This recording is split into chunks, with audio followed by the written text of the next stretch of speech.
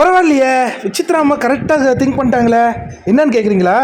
Nixon வெளியேறதுக்கு காரணம் பூர்ணிமா மாயாதான்னு சொல்லிட்டாங்கங்க. அதான் மாயாவை விட இந்த பூர்ணிமா அந்த கடைசி வாரத்தில் பண்ண அந்த லீலைகளால் தான் கண்டிப்பாக அதுதான் ஒரு ரீசனாக இருக்கும் தானே பூர்ணிமா சொல்கிறாங்க. அது என்ன வெளியில் தப்பாக போயிருக்குமா? வெளியில் ஒன்றும் தப்பாக போயிருக்காது. இல்லை, அசிங்கமாக போயிருக்காது. பார்க்கும்போது நான் அதான் மீண்டும் மீண்டும் சொன்னேன், இதெல்லாம் தேவையில்லாத வேலை.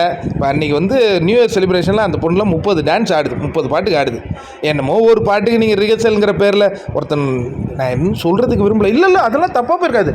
இல்லை, தேவையில்லாத அவன் அக்கா அக்கான்னு கூப்பிட்டு இருந்தான், அவனை பூர்ணிமான்னு கூப்பிட்டு பிரின்ஸ், இதெல்லாம் எனக்கு பிடிக்கலப்பா அப்படின்னு ஓப்பனாக சொல்கிறாங்கங்க. நான் கூட நினச்சிட்டு இருந்தேன் இவ்வளோ அசிங்கம் இவங்க முன்னாடி நடந்துகிட்டு இருக்குது, இந்த அம்மா என்ன எதுவுமே பேசலன்னு. பட் போனதுக்கப்புறம் ரியலைஸ் பண்ணி இப்போ பேசுகிறாங்க.